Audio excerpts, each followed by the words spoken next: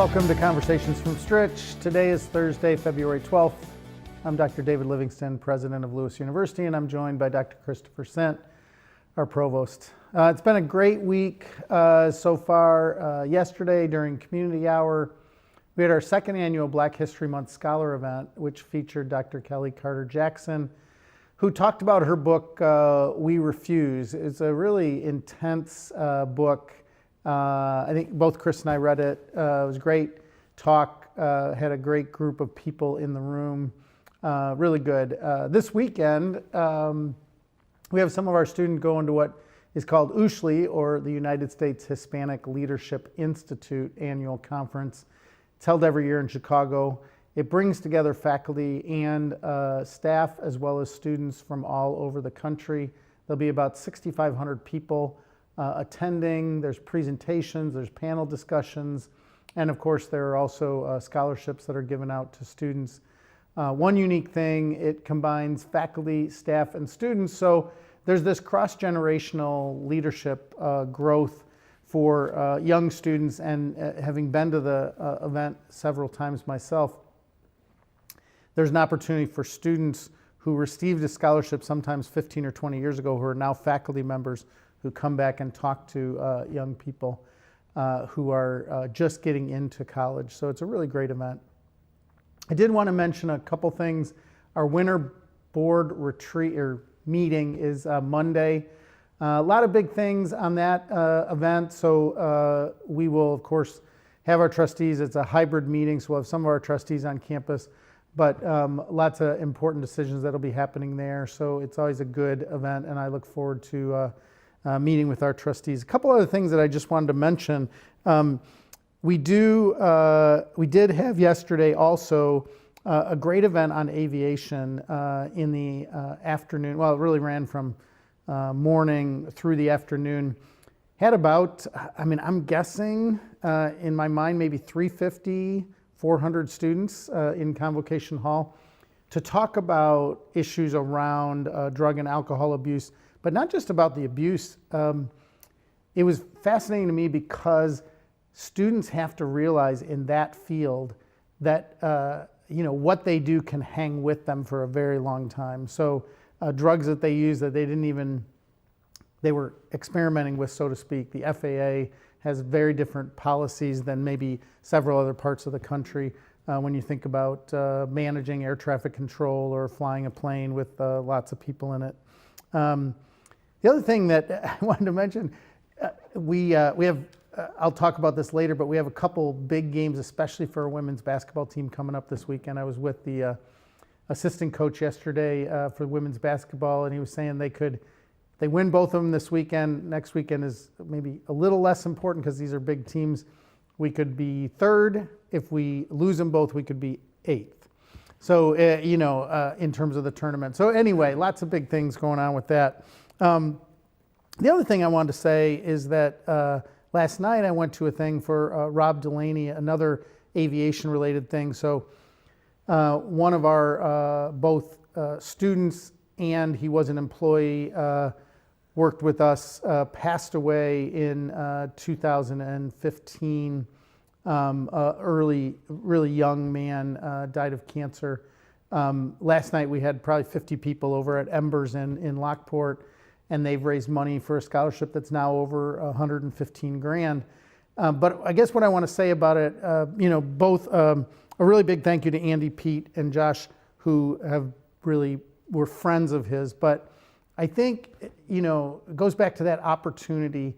Sometimes just putting a little bit of money into a scholarship. This is something that over 10 years, 3 guys started with a few $1,000s, and now it's over $100,000. So, and it creates opportunities for our students. So really excited about that.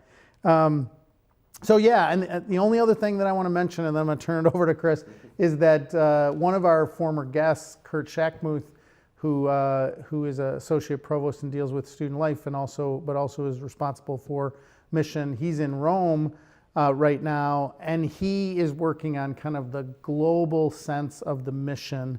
It's called CML, but it doesn't matter what that stands for. But trying to think with partners from all over the globe, and we're just proud of him for being a part of that, for bringing Lewis's voice to the mix, but also bringing a sense of his understanding of the Lasallian mission to this really important conversation on a regular basis. So thank you for him for doing that. So I'll turn it over to you, Chris. We have some exciting things that have been going on and some honors that we want to mention in terms of our faculty and staff. Yeah, some things to look forward to in the next couple of weeks. First, I just want to say it was, all of that is really powerful stuff.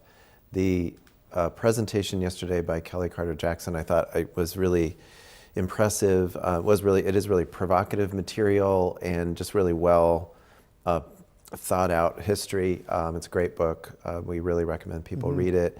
I know several professors are teaching it next year or chapters from it. So we really encourage people to do that. I do. And but I also want to say I thought it was a really great presentation. I think it was wonderful for our students to see a kind of young historian who is really good at presenting material, really good at using images, and I know she also has a podcast and a lot of other ways of presenting her work. So I thought that was kind of cool to see that. I am going to Ushley on Saturday. I think most of our students are doing things tomorrow in that kind of student leadership institute that they're going through, and we're really, really happy that we have so many people representing Lewis. So a little bit of news again. The Fountaindale Public Library District in Bolingbrook is displaying our History Center's banner exhibit as part of its Black History Month 2026. That exhibit's called Reclaiming the Narrative, Restoring Black Voices to the Story of Joliet, and it's there on the 3rd floor through February 28th, again celebrating Black History Month and exploring local history. And its focus is around this area. So African Americans were calling Joliet, the Joliet region home before it was incorporated in 1852. And Kelly Carter Jackson actually has a whole chapter on this, on the Great Migration and the ways that it impacted communities like Joliet. They built up the community, found jobs, and enjoyed life in the Des Plaines River Valley. And despite this long history in the region, the Black community has often been on the periphery of historical narratives. To broaden the scope, this exhibit highlights 4 African American organizations that contribute to the region's diversity and liveliness over the last 100 years or 50 years. The Lewis University Theater Department recently earned 2 awards from the American College Theater Festival. Congratulations to Professor Kevin Trudeau, who earned the Faculty Service Award, and student Gabe Seaman, who earned an honorable mention in theatrical design excellence in lighting design. That's a really prestigious honor to be part of that. So congratulations to our faculty and students there. And now looking ahead in the Philip Lynch Theater, our first production of the spring semester is They Promised Her the Moon, a drama based on the life of Geraldine Cobb, a record-holding pilot and one of the first American female astronauts. That show will open next week, February 20th, with performances through next weekend and the weekend of February 26th through March 1st.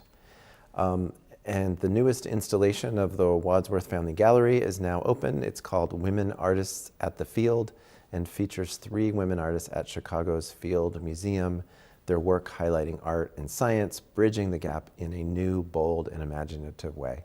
That show's up through March 13th, and a reception will take place next Thursday, February 19th at 7. I have to cough.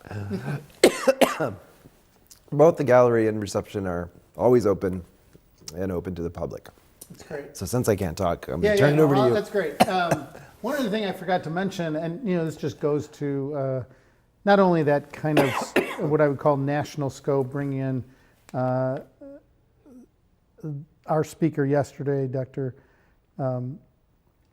Kelly Jackson Carter, but tonight I'll be on, and now that we can do Zoom things, I'm going to be on tonight signing an agreement between our physical therapy program and a bachelor's degree physical therapy program from Manila, so they're Health Science University, and ours. And I think it's just great. We are a local university, but we also have, I think, a international reach that I'm really proud of. So I'm grateful to Arvi, who's also been on this show, for setting that up and taking advantage of our doctorate in physical therapy.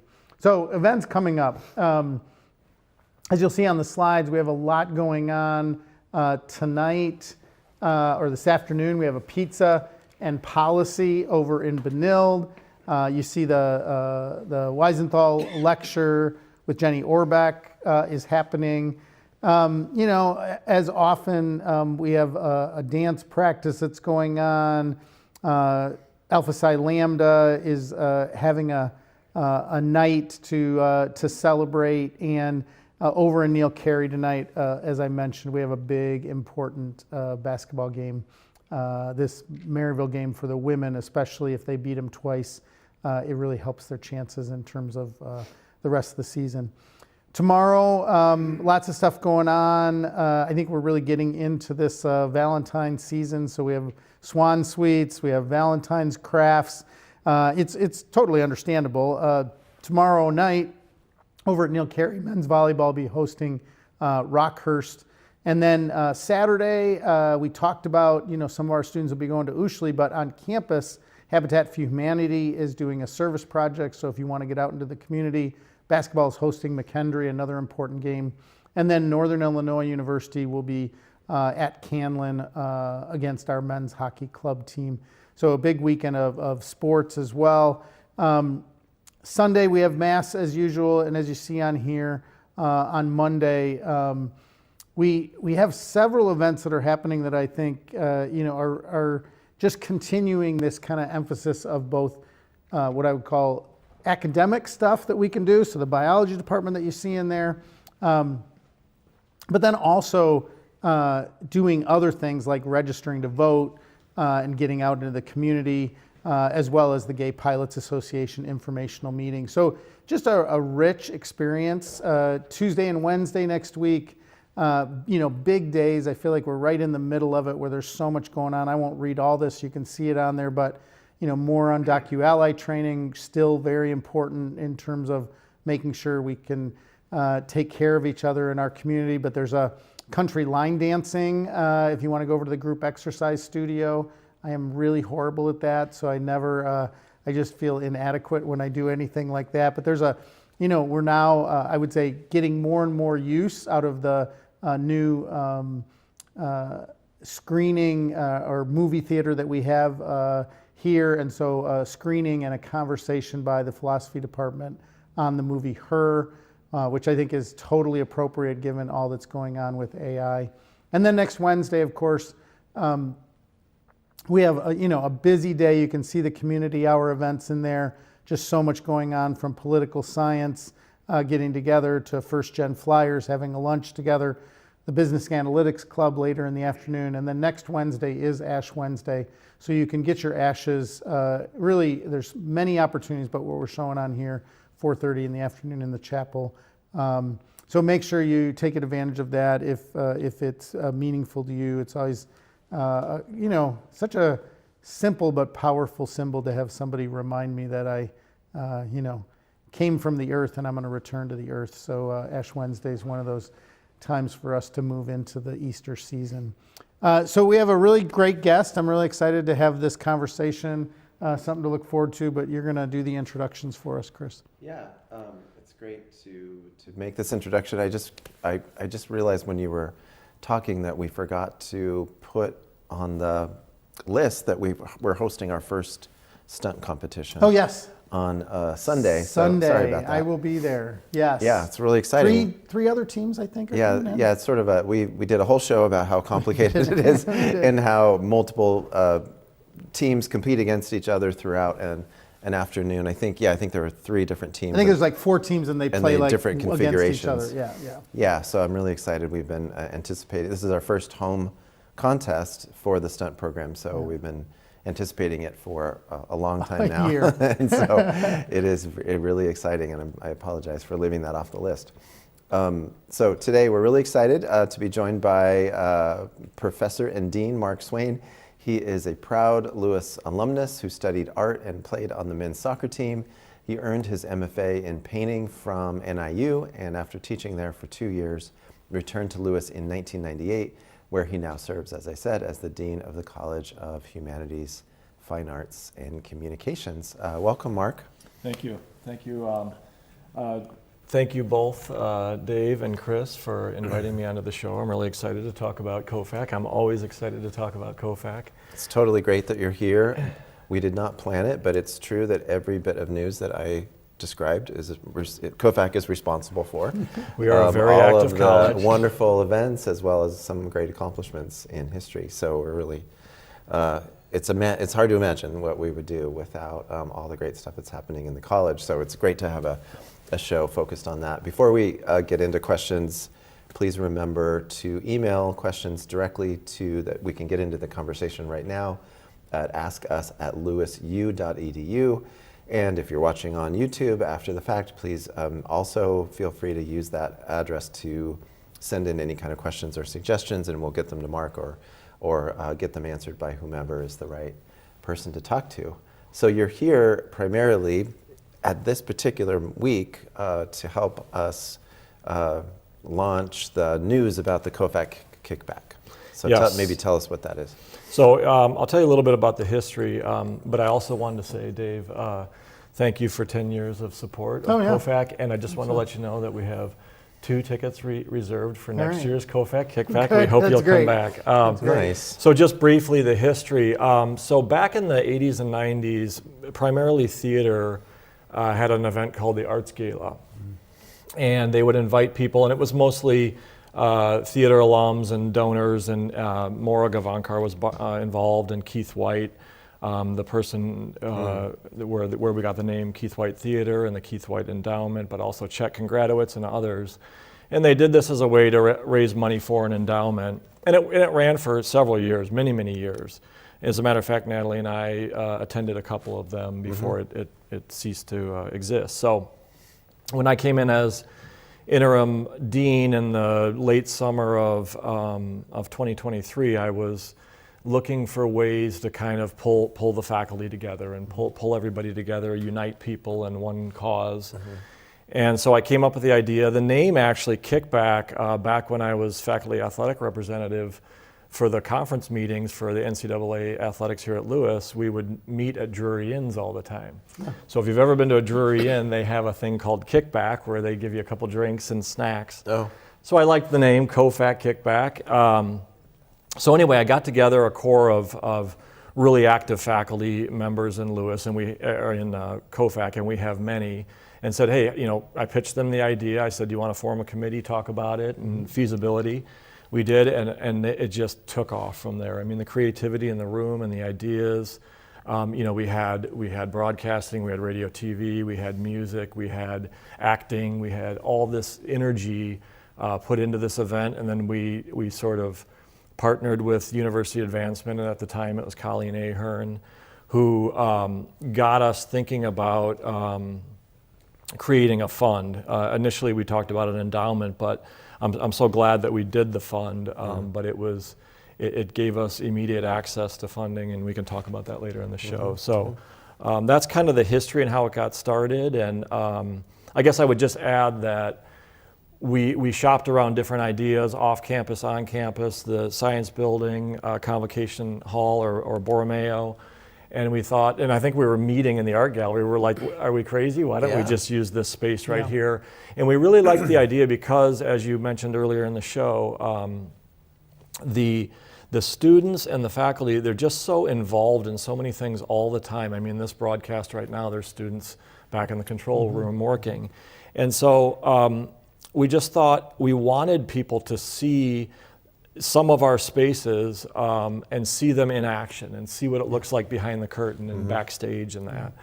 So the idea was to invite all of our guests, have everybody out here and just open the entire building up and then have ways for people to kind of navigate or give them incentive to go from one place to the other, which... Yeah, I love that it's in that space because and maybe you could talk a little bit about these different spaces, because I think there's value for people kind of understanding and appreciating that, because the building, and it is, we were just showing a group of people this, it used to be the old hangar It was one of the first buildings on campus.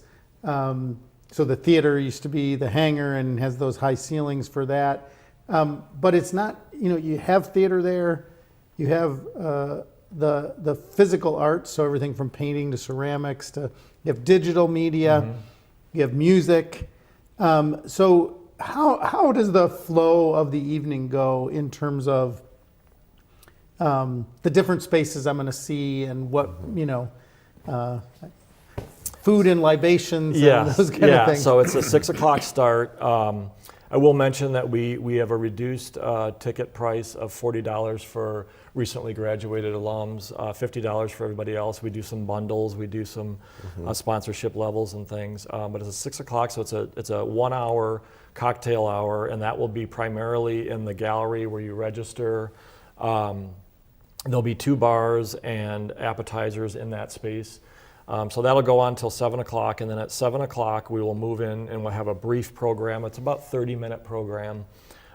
In there, I think we're going to talk about this later in the show, but we're going to be honoring Mary DeGraw, and we can touch on that in a bit.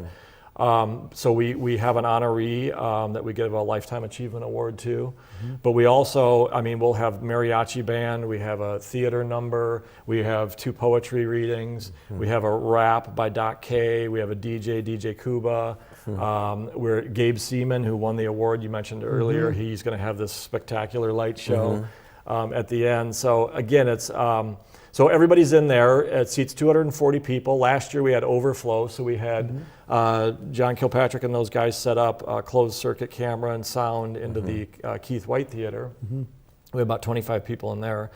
And then once everybody comes out, we're sort of come out like cattle. And everybody goes to all these different locations. So you can stay at the Philip Lynch Theater on main stage. There'll be a bar with appetizers, music and a DJ.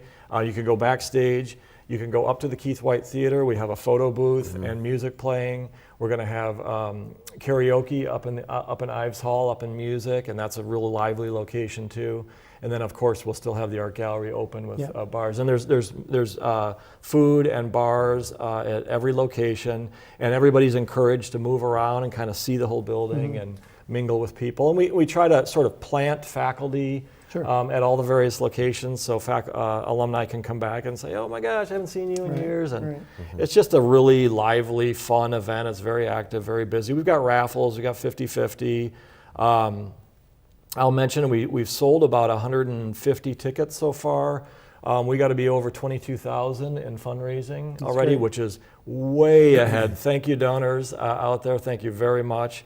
Way ahead of last year. We're actually ahead in ticket sales too, but I always get nervous around this time that we want to hit that. We want to hit that 300 mark, and advancement always, assures me that you'll hit it. They come in late. That's great. It's an amazing event. I'm glad you asked about the physical place. It's just such a great idea to do it in that space, and you not only get to walk around and see different aspects of what's going on in the arts, but it's just a beautiful building because it naturally lends itself to that. There's student art everywhere. There's the signs of the history of the theater program and all, just photographs, and it's just a well-decorated building in the first place.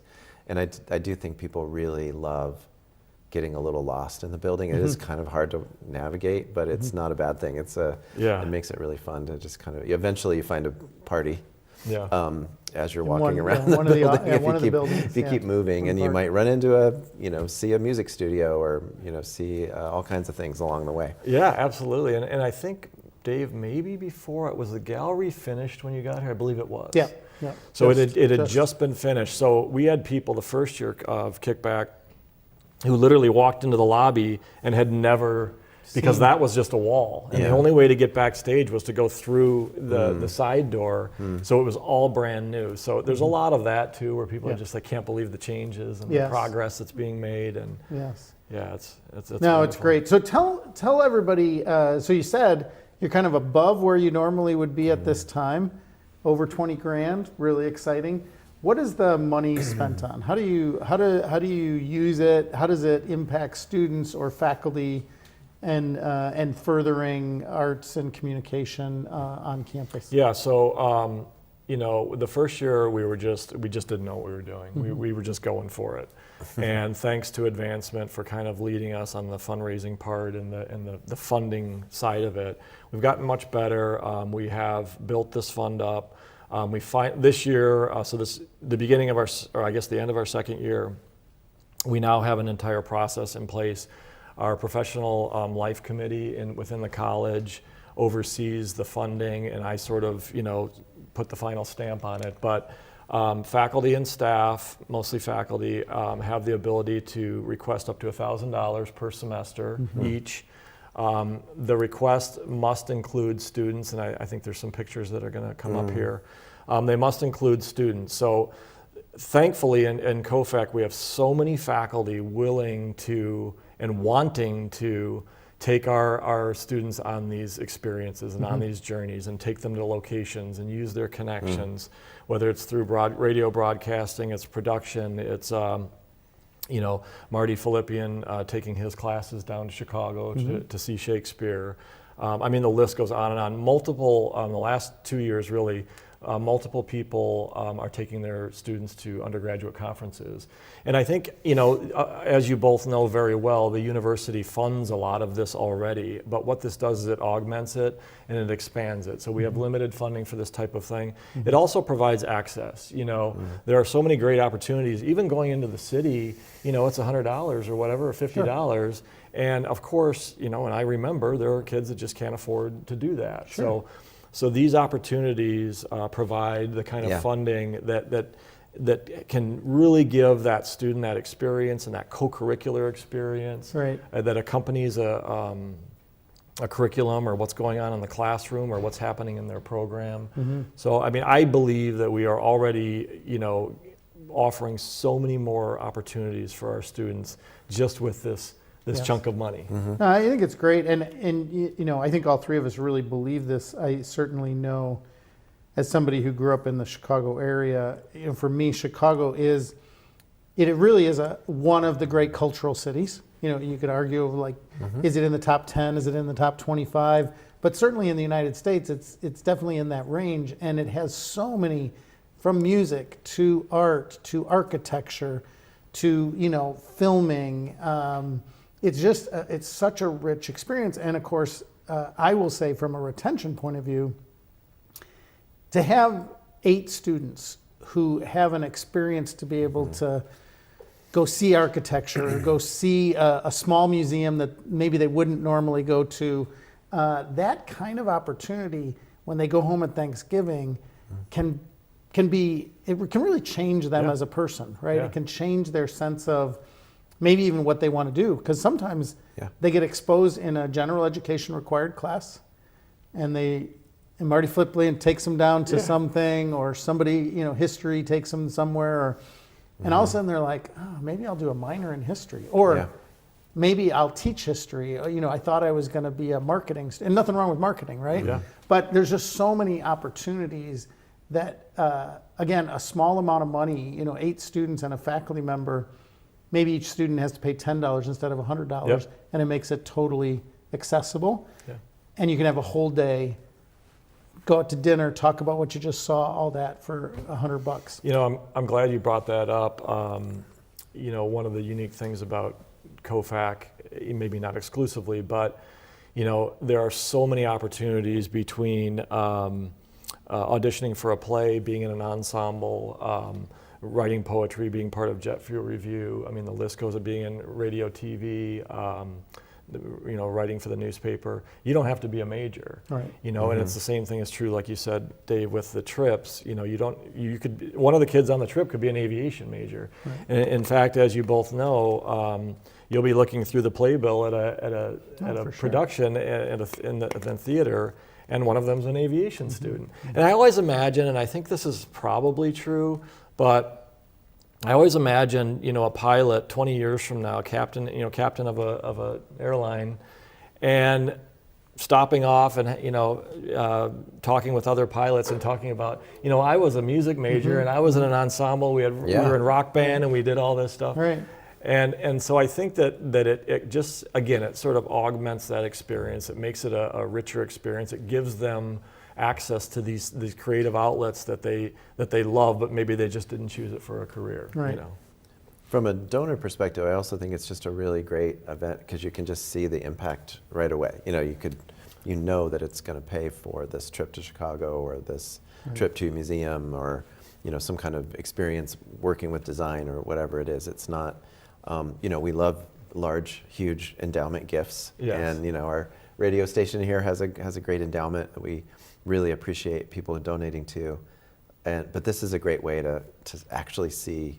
6 months after you attend the kickback, that ticket price is being converted into something really real that's making a difference in the way the two of you were just talking about in an actual student's life right away. Yeah, and I think back to the event, on the evening of the event, when those donors are there, there'll be about 50 current students. They'll all have T-shirts that are designed by students. By the way, all of our branding's designed by Art and Design Department. All of the production's done by this department. The music's done by the music department, and these students running around behind the scenes doing everything. But those 50 students will be there, and I'll bet you 30 of them, if not almost all of them, have experienced some of the things that we're talking about. Right, it's great. And so it's But it also creates a stage for the performing students, right? Because you said the mariachi band's up there. You got a DJ that's up there, right? You got somebody that, and they get lots of other opportunities, but they have 250 people. They have a full house. Like I will say, because I go to every theater, at least one of every theater production, the house is rarely full for a night at the theater. It is sometimes, but it's usually half full.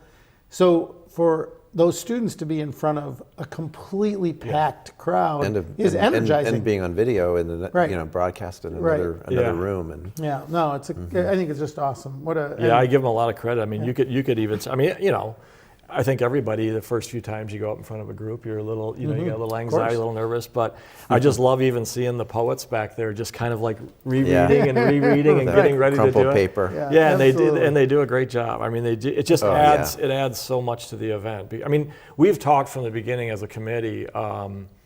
So by the way, we start meeting for this event in September. We meet monthly up until the Christmas break. And then we go to every 2 weeks, and then we go to every week for the last month. So we're in the every week mode right now. And there's just so much work and so much coordination that everybody's doing from the rundown. Tracy Hemingway helps us with the rundown, of course, John Kilpatrick. And I mean, the list goes on and on and on, So really grateful. Well, I mean, I don't know if you said it quite this way, but the other thing that you're saying is that the faculty get to actually practice their professional expertise in putting on this, complicated event. Yeah, I mean, and that's, if you're new to the event, and I mean, but you see faculty and students working alongside each other, and there's pressure. I mean, we always talk about rehearsal, and everyone's like, well, we'll get it done, and then it gets down to the wire, like, why didn't we rehearse this earlier? Sure. But we've got it down pretty good, and we try to make the event as sort of casual and fun and light as possible. So we don't want to keep you in the theater for an hour, and we don't, and we want it to be open house. So if you're a little late, hopefully you're not, but if you need to leave early or whatever, it's no problem. We try to make it where it's, you probably could. I know my dad definitely would have, but you could make it dinner. You can hit absolutely For every. sure. Yes, absolutely. So you don't have to eat first. But yeah, I could go on. I mean, I think I touched on this, but we're really excited to honor Mary DeGraw this year. I wanted to ask you about, so why honor Mary? Yeah, so the first year we did Keith White. So Keith had just retired, and he had been so instrumental in the Everything Theater, and sadly he passed away shortly after. And then last year we honored John Carey, and this year the committee we spend the spring, some of the spring before the event, and then our debriefing meetings we talk about the next honoree. And Mary DeGraw's name comes up so much, and it came up in those conversations. And although she served, I believe her last position was associate provost, but she was so instrumental and touched the lives of so many people in CoHFAC and in our programs. And again, other colleges can say the same thing, and other faculty, especially faculty, obviously, who worked with her. And so she's sort of like an honorary member of CoHFAC, and that's great. You know, everybody again that was around during her time, and she's almost become sort of like a, you know, it's a phrase we use. It's sort of like the Mary DeGraw, you know, the Mary DeGraw thing. We have other processes in place to handle, you know, issues that arise, but Mary really led the charge in all that. So. Everybody on the committee and in the college, you know, as soon as the word got out that she was being honored, I mean, everybody's just really excited about it. And she was recently honored, actually, as you know, at Signum Fidei, and it's like, you know, we knew about that, and we're like, let's do 2 honors. Yeah, no And her husband was Mary just honored at the athletic event at the Red Flyer dinner. Yeah, Jeff, and he's doing real well over there at JJC. So the most important question I have about this is, I just want to say out loud, in the past, I have seen each of the honorees give a speech after receiving the award. Yes. So, Mary are we going to see this? Yes, yeah. And we've talked. We've been texting back and forth, and I've assured her, look, 0 minutes, 1 minute, 2 minutes, it doesn't matter. Joe Felice is going to introduce her, so that's great. Joe's going to sort of set it up nicely. Awesome. So maybe she'll just come up and receive the award and just go away with grace. So we're not going to force her to give a that's speech. the best way to go. Best way to go. But I just know that there'll be, you know, the entire house is just going to be really excited for her. Absolutely. And want to celebrate with her. Sure. Yeah, that's great.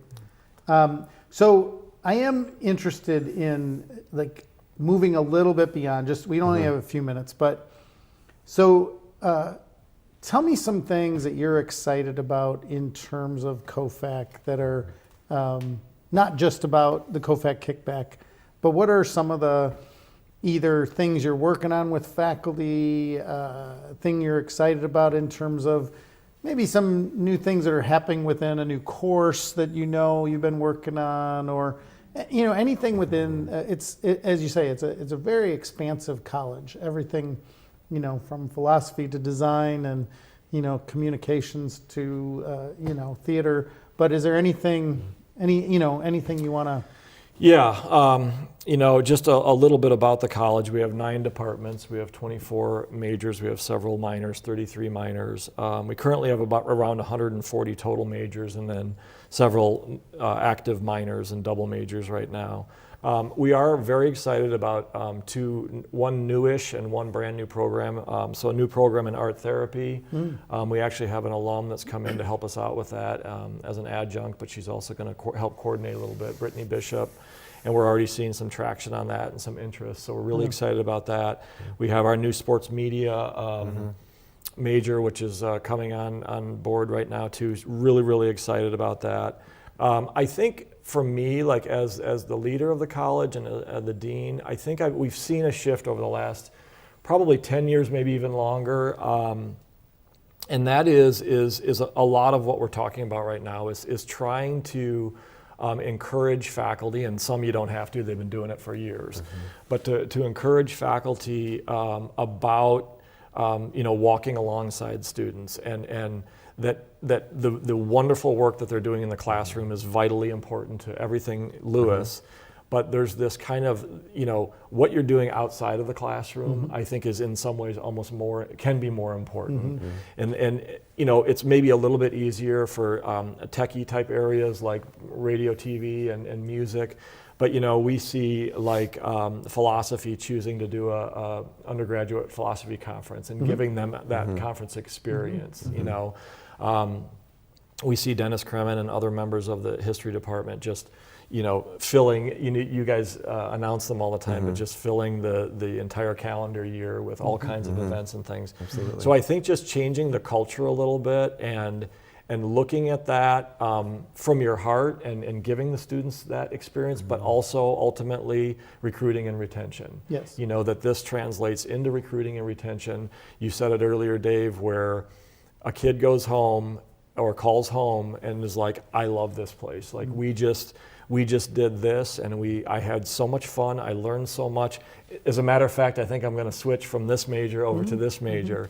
And I think when you transform students like that, and there are people from 40 years ago that were teaching, well, we did that back then. Yeah. But I think we just need to redouble our efforts, Right. and we need to be there. And I would even argue in a 24/7 news cycle and AI and everything else is even more as that kind of person-to-person, face-to-face, getting to know those students and taking them on that journey and exposing them to all the great things that we offer in the college. And you've heard me say this multiple times, Mark. I've said it in many contexts, but my story is one of, I started in the equivalent of our coast, right? Chemistry major, math minor. I didn't ever get an undergrad degree, but the courses from your, they weren't called that, but from CoHFAC are what impacted me so that later in life I got a master's and a PhD in theology and ethics.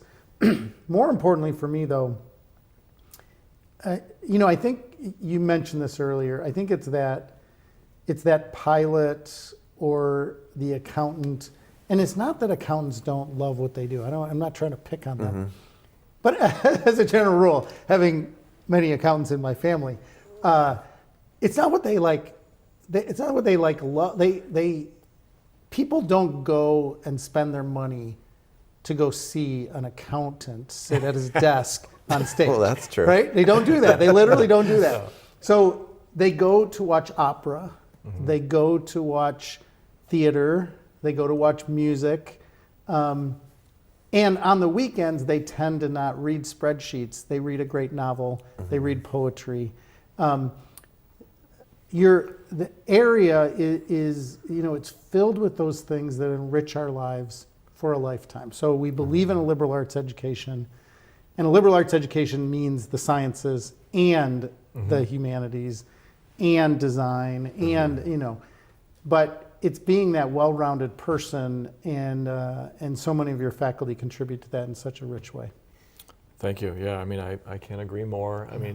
I would go one step further and just say that you're a better accountant if you also play guitar or write poetry, and you're doing it in your free time, but you're also you have that within you. So I think you contribute more to your firm if you've had those experiences, you've had that rich liberal arts experience. So yeah, it's that's one of the fascinating things of being in this industry, No, of isn't course. it? It's just you're surrounded by Yeah, it. and could I just compliment that, not to disagree with what you both are saying, because I completely agree, but just compliment that by saying that at Lewis, what's so impressive about these departments in this college is that the degrees are constantly updated and made relevant for really great professional success, whether it's design or philosophy or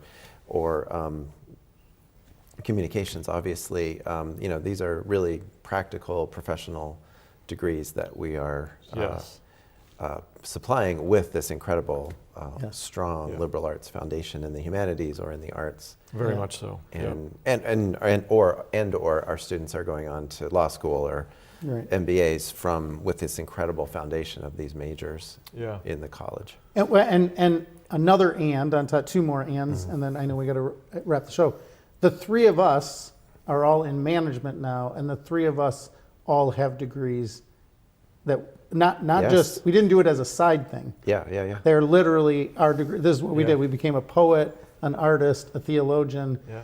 and out of that, we were able to convince people, I don't know how, that we could actually Yeah. manage a school. But I guess the other thing I think is valuable to say about, just to add on to your pragmatic piece, Chris, and you mentioned AI earlier.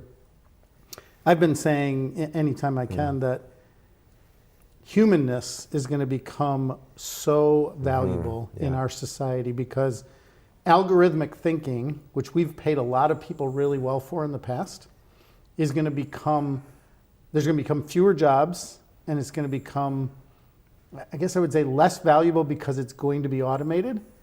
And humanness, and I mean by that the full range of understanding the human condition and being able to work with people is going to become far more important. So I've started to say algorithms will do what algorithms do well, and humans will do what humans do well. And your college is just one of those areas that emphasizes, because certainly every college Yeah. that we have emphasizes the humanness, but certainly your college takes it very seriously and has a rich capacity to inform what we understand to be human nature. Yeah, I agree. Can we get another 2 hours for the show today? Podcast. We're going to switch to the podcast Yeah, exactly. format now. But yeah, it's been so great to have you on, and Yeah. I wish you nothing. I hope it's a really great evening. Yeah, and really and looking really forward to it. successful in terms of fundraising. We're looking and all. forward to hearing from the provost. I know. So Chris will be speaking too. So thank you for that. That's great. Again, thank you both for the support and for the opportunity to be on the show. I really appreciate it. Thank you, Mark. Yeah. So we hope you enjoy this weekend's events, and of course next weekend you have the opportunity to attend the Kickback. Please take advantage of all the stuff we talked about earlier. And the other thing I would say that I don't usually say, but I should maybe say it every week, if you see one of the people that Chris mentioned in the hallway, congratulate them on what they did. You know, these are people that are our students and our faculty who are doing great things, and so congratulate them, thank them for how they contribute. We're really grateful to Mark for his leadership and for putting this together with all the faculty, students, and staff that make it possible. So have a great rest of the week and a great weekend. Many blessings to you and all those that you love.